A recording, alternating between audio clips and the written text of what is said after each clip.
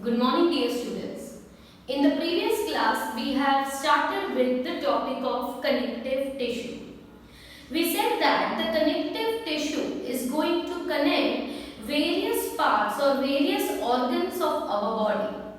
Therefore, the name is connective tissue. And the cells of the connective tissue are very loosely arranged. These cells are having an intercellular matrix between them. So we can say that in this matrix, the cells will be embedded.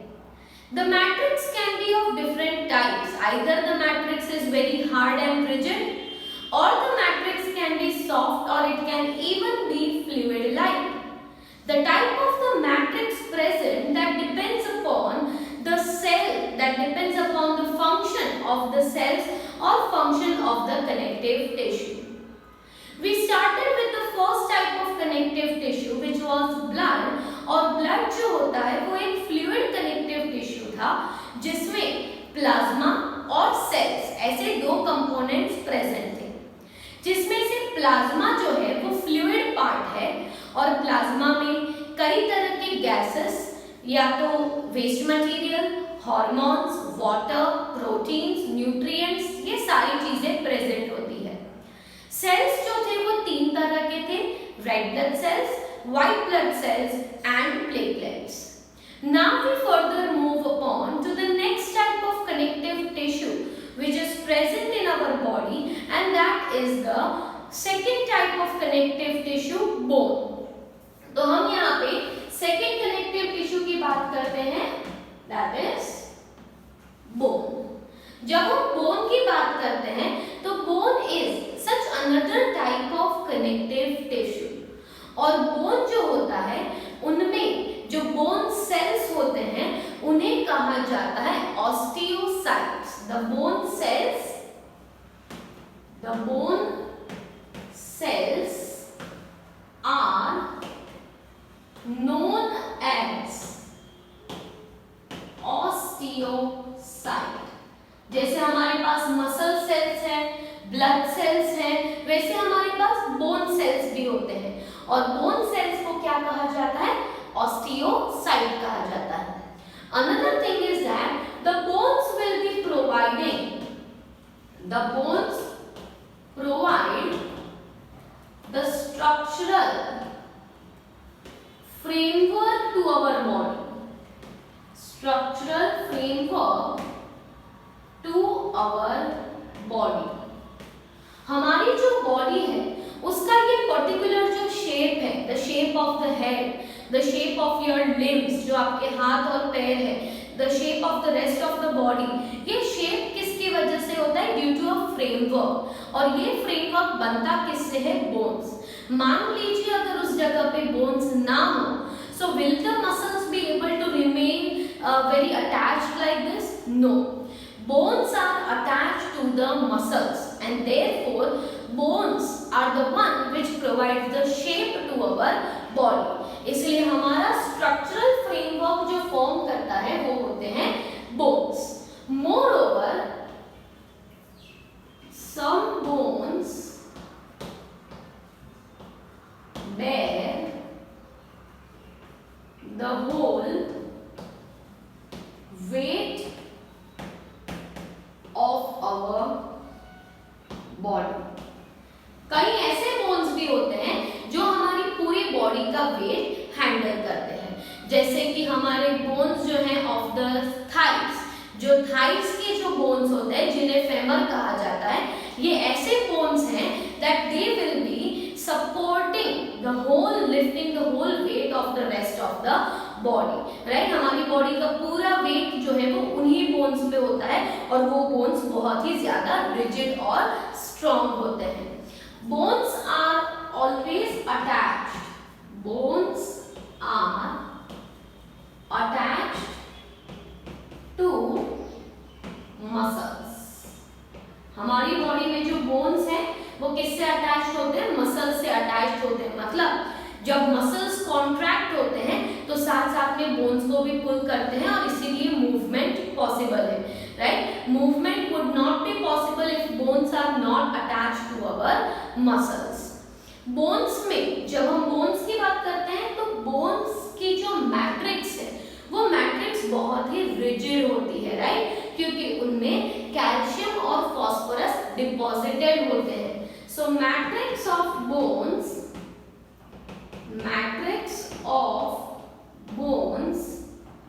is rigid due to deposition of calcium and phosphorus. Matrix of bones is very rigid and that rigid is due to what? Calcium and the phosphorus. ये matrix में calcium और phosphorus होते हैं और इनकी matrix भी soft या fluid नहीं होती, इनकी जो मैट्रिक्स है वो भी बहुत ही हार्ड होती है। तो बोन्स में बोन्स आर और you can say ends of bones are covered with cartilages. They are covered with cartilages. ठीक है? So हमने ये बोन्स के बारे में बात की। अब थोड़ी बहुत additional information I would like to give about the structure of bones. कि फॉर एग्जांपल जब हम कोई बोन की बात करते हैं तो हम ऐसा कुछ स्ट्रक्चर बना देते हैं बोन का, राइट। तो बोन्स जो होते हैं they are covered by another fibrous connective tissue. Bones जो होते हैं they are covered by another fibrous connective tissue. और ये जो region है this part is the matrix of the bone. Matrix of the bone. ये एक long bone है हमारी बॉडी का। यहाँ पे अंदर की तरफ होता है येलो बोन मैरो। क्या प्रेजेंट होता है? Yellow bone marrow. और ऊपर जो एंड्स है यहाँ पे होता है रेड बोन मैरो। हमारी जो बॉडी के लॉन्ग साइज बोन्स हैं उनके एजेस पे रेड बोन मैरो और बीच में येलो बोन मैरो होता है। येलो बोन मैरो जो है वो फैट्स या तो लिपिड से डिपॉजिटेड होता है। There is deposition of fats or lipids in the region of the yellow bone marrow, whereas the red bone marrow is the site for formation of blood cells. हमारी जो body में blood cells हैं, RBC है, WBC है, तो ये sales बनते कहाँ पे हैं? तो ये सेल्स बोन के अंदर बनते हैं in the site of the red bone marrow. So red bone marrow is the site for formation of the new blood cells. जबकि yellow bone marrow जो है वो fat deposition वहाँ पे होता है। अब ये जो मैट्रिक्स है, मैट्रिक्स में हमने बात की कि मैट्रिक्स जो है उसमें होता है कैल्शियम प्लस फॉस्फोरस और इनके साथ साथ प्रेजेंट होते हैं बोन सेल्स जिन्हें हम कहते हैं ऑस्टियोसाइट। ये जो ऑस्टियोसाइट्स होते हैं ये एक रिंग के फॉर्म में अरेंज्ड होते हैं। Osteocytes are arranged in the form of ring. Each osteocyte will be appearing like this. Star shape irregular shape structure होता है और उसके बाहर भी एक कैविटी लाइक स्ट्रक्चर होता है जो ऐसे बाहर की तरफ एक्सटेंड होता है और बीच में होता है न्यूक्लियस। तो ऑस्टियोसाइट जो है वो ऐसे इरेगुलरली शेप्ड सेल्स है। तो ये ऑस्टियोसाइट्स जो है they are going to be arranged in this concentric ring like structures.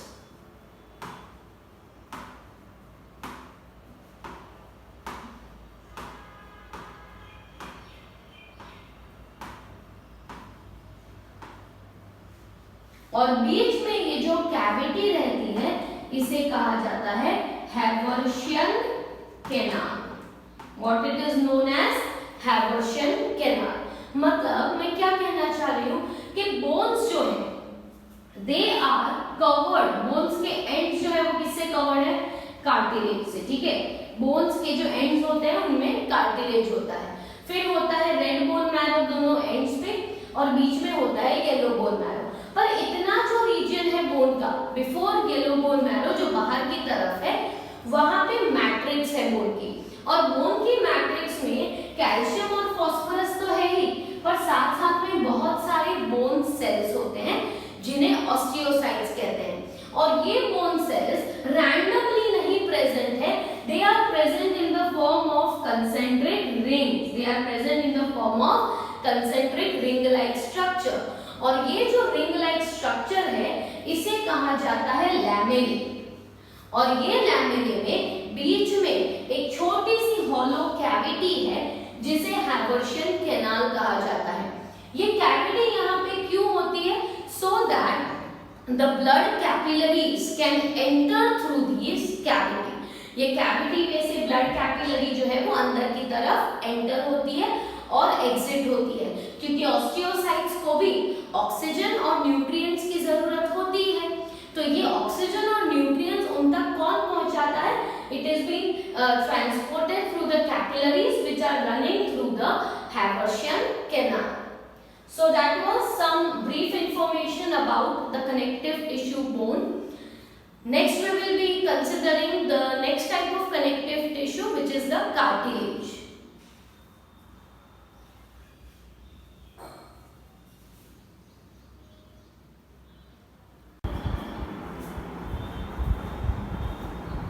So we have discussed that bones, they are one of the most important connective tissue, and the matrix of the bones is very hard and rigid. One more important characteristic is that bones are rigid and non-flexible. मतलब bones जो होते हैं वो बिल्कुल भी flexible नहीं होते और एकदम ही rigid होते हैं।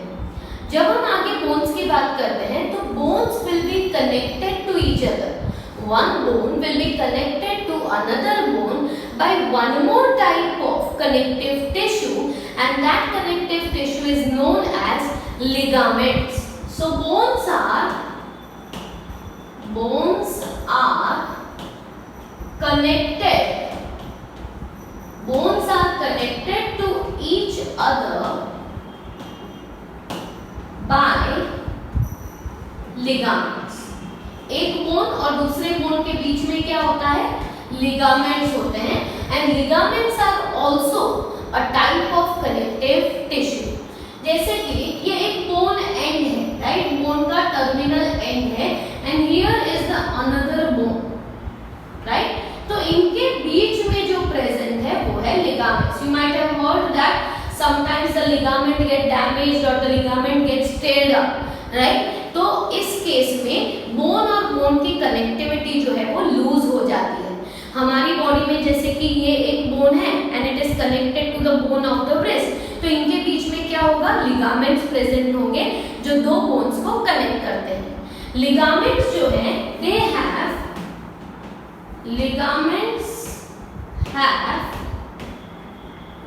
less matrix and they are more flexible but have greater strength.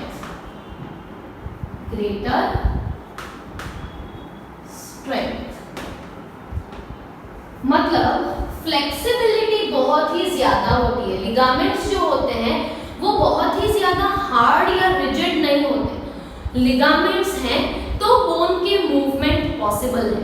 इसीलिए ये जो लिगामेंट्स होते हैं जो बोन टू बोन कनेक्ट करते हैं, they are quite flexible. As they are flexible, the movement of the bone is possible, right? We are able to move our hands, we are able to move our legs because one bone is connected to the another bone through the ligament.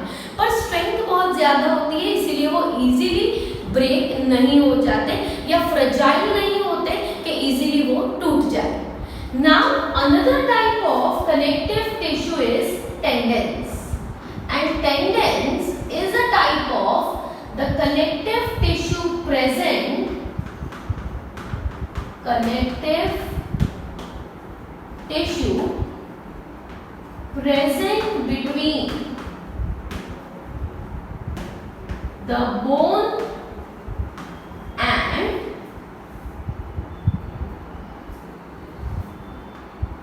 muscles.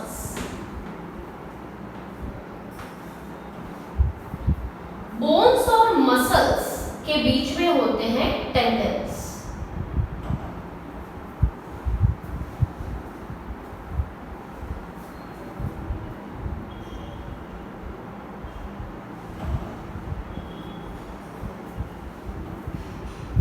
Now, these tendons which are present between bone and muscles, they are very rigid structures. Tendons are very rigid structures